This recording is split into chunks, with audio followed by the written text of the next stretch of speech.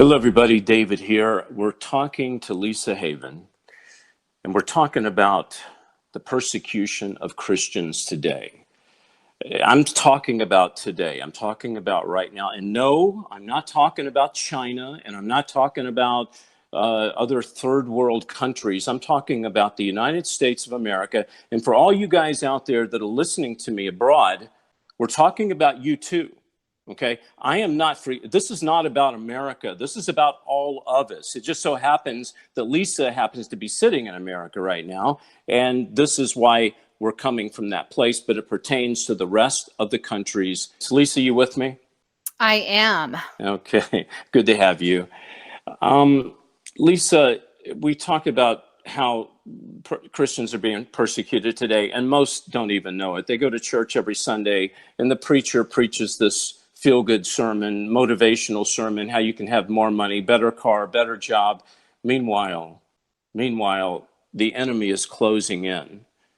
And one day, these people are going to look around. They're going to say, I smell something cooking. And they're going to realize it's them. They're in hot water. I want to ask you about the prison system. You did a video on this, which I found very, very intriguing. And I want to tie it to what's going on today with the persecution of Christians. First of all, here's what you said in your video. Correct me if I'm wrong, because I may be a little off on this, but the USA has 5% of the world population, but yet we house 25% of the prison population. Is that kind of correct? We do. We have 25% of our population in prison. We have the highest prison incarceration rate than any other country in the world.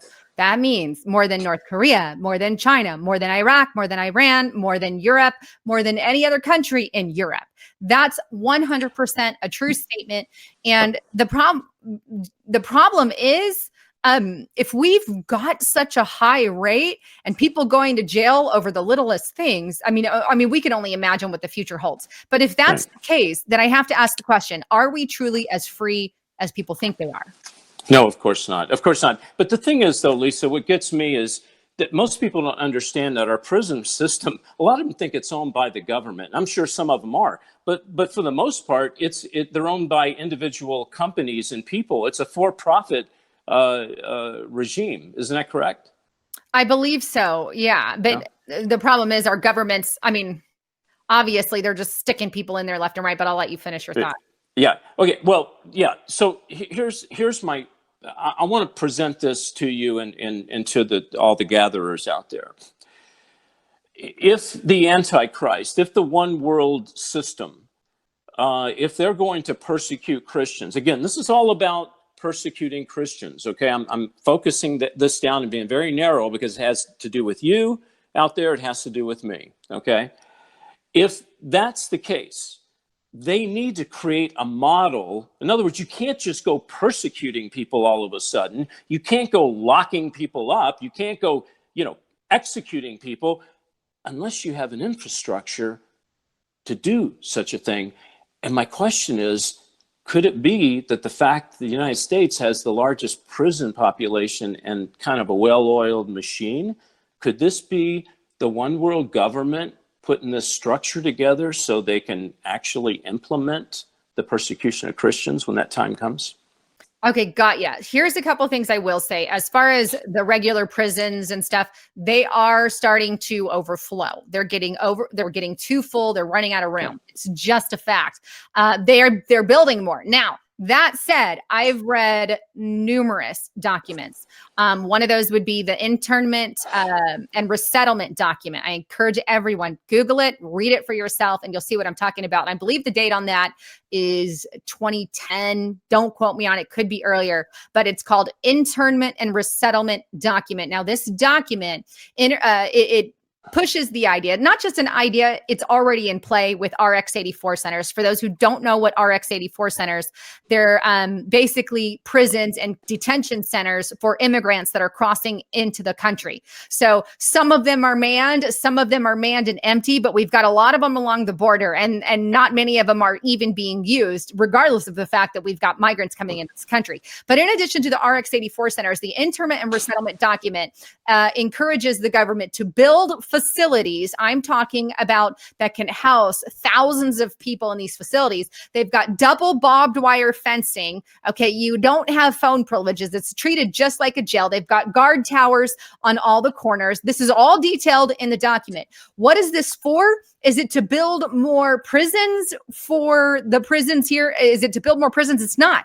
Has nothing to do with prisons. They specifically state on there it's for dislocated persons, for immigrants, and basically quarantines if they need it or whatever they need it for. You see, it's kind of left off what these centers are needed for. People call them FEMA camps. People call them some of the RX-84 centers, but they are being built, some of which are empty.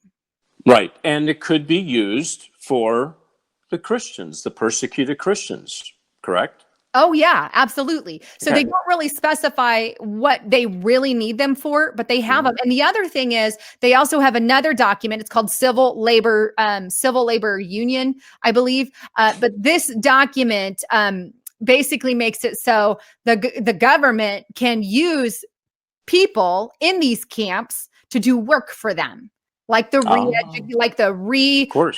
like what's going on in China. The re-education camps, they are actually put to work and doing things for China. So basically, this allows the government, branches within the government, to use this as free labor. And no, they're not talking about the prison system. This is completely for these particular internment resettlement camps that they're speaking of. And people look up these bills. Don't take my word for it. Look it up, read it.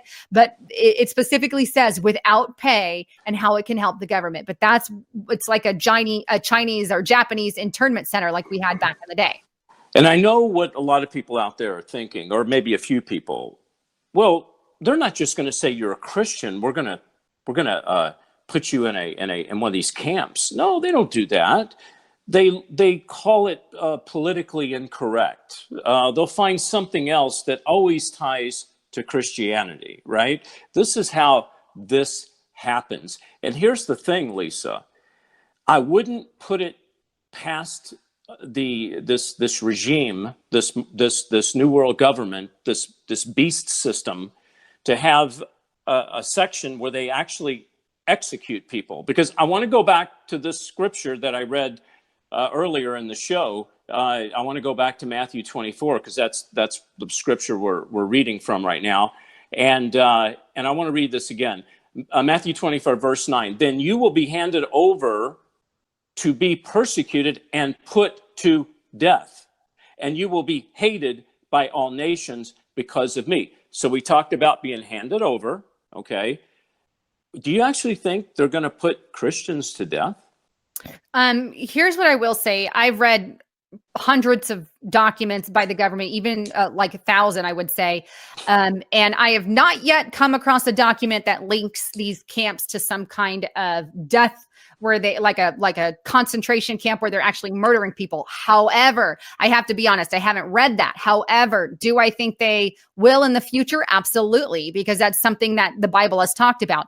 And I would also say it's also something that's happened in history's past. It happened under Stalin's regime. It happened under Hitler's regime. And they could add these things it would take minutes for them to add whatever they need to make revisions or changes to these things. So 100%. And one thing I want to add for the skeptics out there, people say, it was just a conspiracy theory about the Walmarts. Walmarts didn't house, people inside and tear the whole center out and put immigrants inside. Absolutely, they did. Many Walmarts were converted, ripped out from the inside, and they became centers for these immigrants. 100%. This happened to numerous Walmarts. And I reported on this years before when Janet Napolitano of Arizona made it very clear that she signed the agreement with Walmart's. Walmart was one of the main ones in the event of some kind of disaster, because they always, say disaster. And that's exactly what they did. They converted the Walmarts and put people in the Walmarts. And even today, we've got facts, we've got evidence, we've got video proof. All of it's out there. It's not even a conspiracy, but yet they've labeled it as such. And the sleeping half doesn't see it. But yes, I know I got on a tangent. I think it's absolutely possible, 100%, especially biblical, that Christians will be persecuted. Absolutely. And the last part of verse 9, we're in Matthew 24, verse 9, it says, "And you will be hated by all nations because of me." Jesus is talking. He's saying, because of me, paraphrasing, Jesus saying, because of me, because of Christ, because we have the mind of Christ, we think like Christ, we do like Christ, if we're true Christians, you will be hated because of me. In other words, my way is hated by the world. So here's my question. They all hate President Trump. Now, I'm not saying because he follows the ways of Christ, but what I'm saying is he does at least stick up for conservative values. He was better than the other. If President Trump doesn't get back in 2020, what do you think Christians are going to need to do? What do we do as Christians? What steps should we take when we come back? How would you like to be part of an exciting new faith-based television series? Hey everybody, I'm David Heavener, and I'm making The Last Evangelist. I call it CSI meets the Book of Revelation. We're in the end times and people need to hear the truth. I'm asking you to partner with me. Go to lastevangelist.com, sign the newsletter. If God touches your heart, become a partner. Hey everybody, welcome to David Heavener TV, 7 channels of truth. And what are the 7 channels of truth? Well, in today's world where there's so much chaos and so much turmoil, and it seems the church has dropped the ball, we pick up on it. Thank you for tuning in. Thank you for signing up, and God bless you.